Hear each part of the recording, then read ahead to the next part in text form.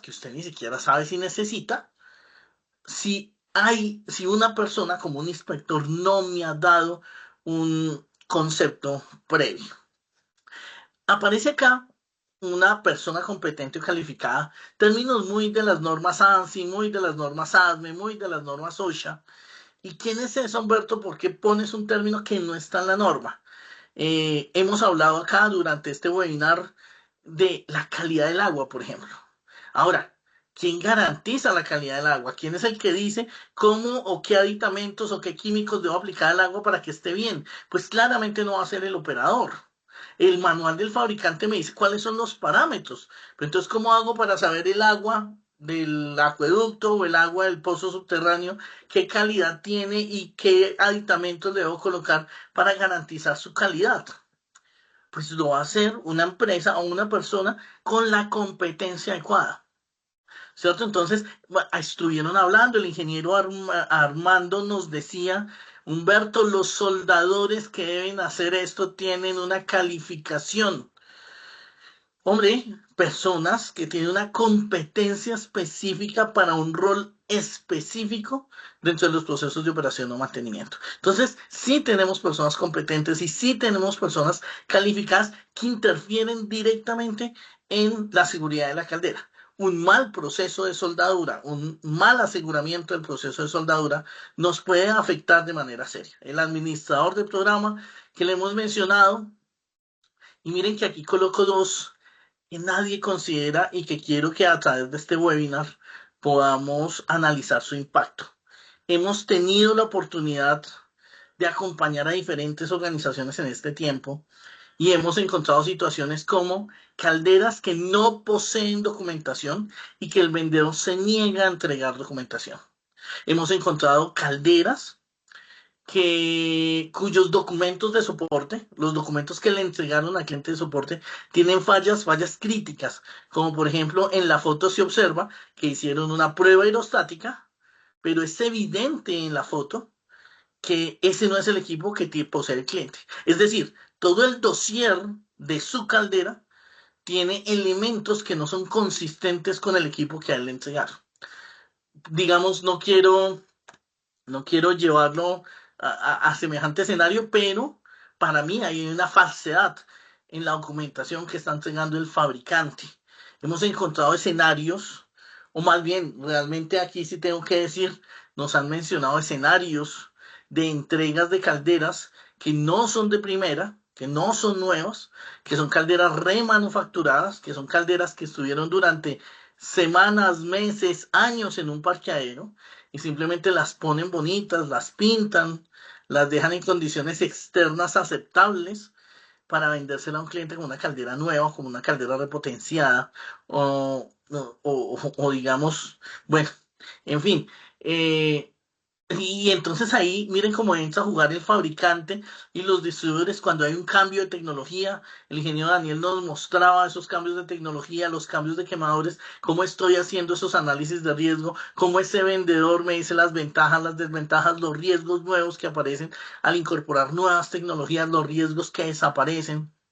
Entonces miren que aquí el fabricante y el distribuidor tienen un papel muy importante. Si usted hoy compra una caldera, usted tiene una cantidad de obligaciones que ya están derivadas de esta norma y que su fabricante debería ayudarle. En lo personal, hay una norma de 1979, la 2400, que dice cuál es el contenido mínimo de una placa de identificación de una caldera. ¿Cómo es posible que hoy se compre una caldera en Colombia y la placa de identificación ni siquiera es capaz de cumplir una norma de 1979? Entonces, aquí hay mucho que decir de los fabricantes y distribuidores frente al papel en la seguridad. Entonces, puede ser que el ejercicio de la seguridad no sea el operador. Hay muchas personas involucradas en que este proceso sea seguro.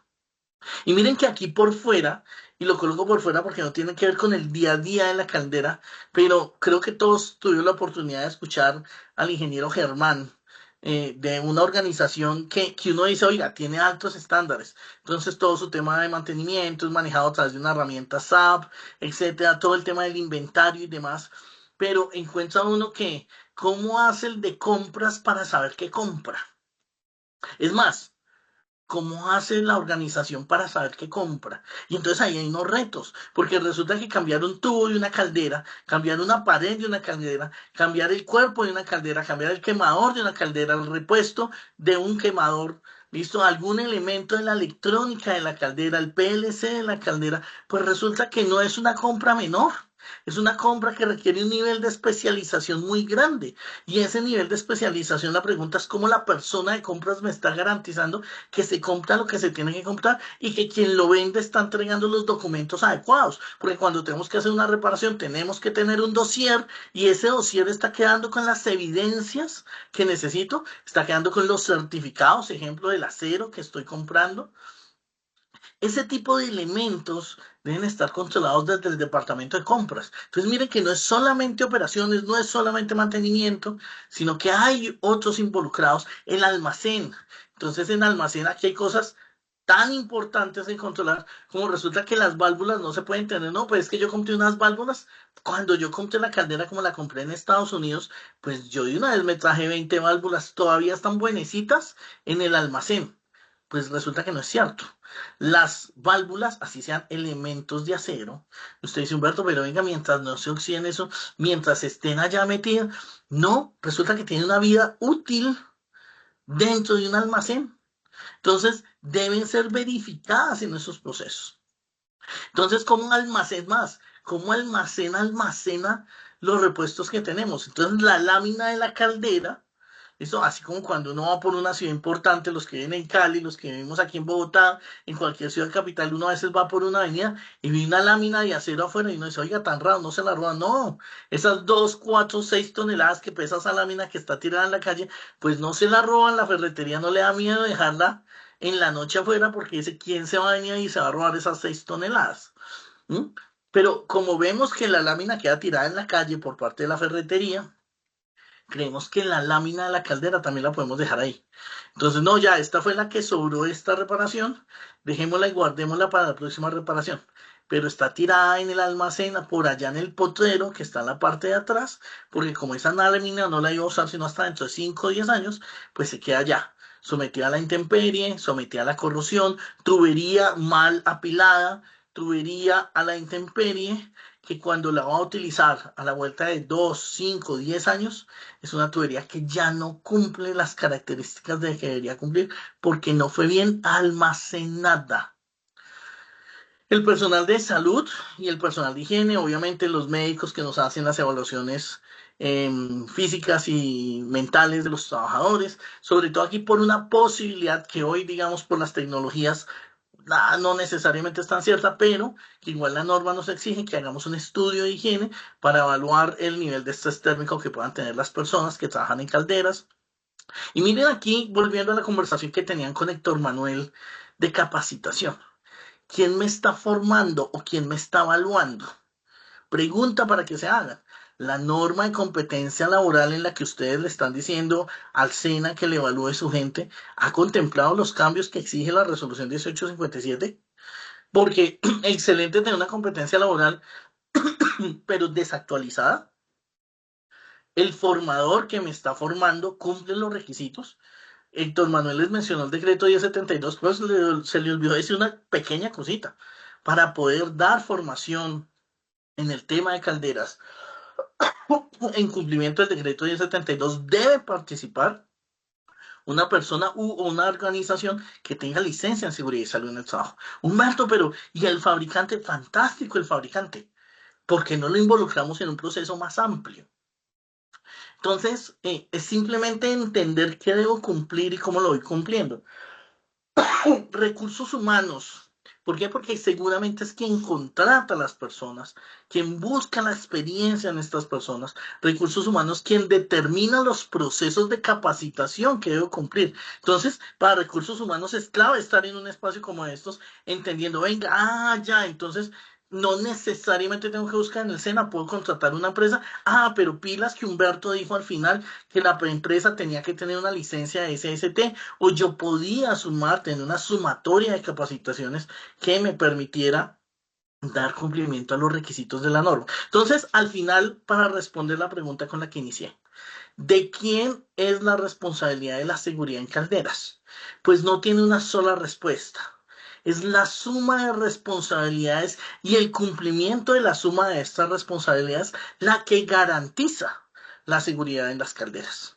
Entonces, debemos garantizar que el operador sabe lo que tiene que hacer, pero debemos garantizar que el operador opera una caldera que está en condiciones óptimas de mantenimiento y que ese mantenimiento se va a dar si hay un proceso de inspección adecuado y si se han involucrado para la operación y el mantenimiento a personas competentes y calificadas y que tenemos distribuidores de calderas y de accesorios y fabricantes de calderas. Otra vez el tema de fabricación, con el ingeniero Daniel exploramos el tema de que las deberían ser fabricadas por una empresa que puede brindar un estampeadme, pero es que brindar un estampeadme no solamente que pasa una prueba al final, sino que todo el proceso constructivo se hizo por una empresa que ya tiene una acreditación ASME.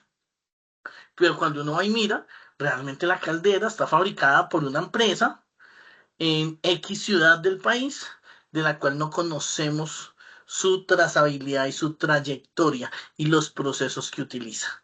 Entonces resulta que el soldador es un soldador, pues, que tiene buena experiencia, pero que no tiene ningún tipo de acreditación, que en el proceso de construcción de la caldera no hay unos procedimientos de soldadura, lo mencionaron, lo recuerden, lo vieron con el ingeniero Armando al principio del escenario. Entonces, nuevamente reitero, la seguridad de calderas no es de una persona, no es de un solo rol, es de muchos que hagan presencia para garantizar este sistema.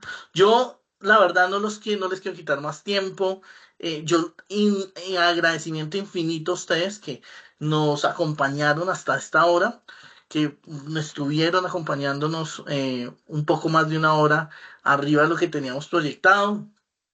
Recordarles que podemos estarlos acompañando, tenemos la capacidad de acompañarlos, tenemos una experiencia importante acompañando empresas en este proceso de la implementación de la norma, desde diagnósticos, capacitación, asesoría de acompañamiento en el programa y bueno, otro sinnúmero de servicios que tenemos alrededor de la seguridad y salud en el trabajo. Ingeniero Héctor, yo creo que qué mejor cierre que ser contundente y preciso en las cosas que tenía por una diapositiva para todo este contenido de valor que quería compartirles hoy. Bueno, no, Humberto, muchas gracias y como tú dices, muchas gracias a todos y muchas gracias a los conferencistas. Este es un esfuerzo que hacemos todos. Claro, la realidad es que lo hacemos mostrándoles a ustedes para que conozcan, exijan y claro, también directamente. Ojalá recibamos una llamada, recibamos un correo de parte de ustedes diciendo queremos que nos acompañen. No solamente en seguridad en calderas, sino en toda esa gestión de tareas de alto riesgo. Señores, señoras, les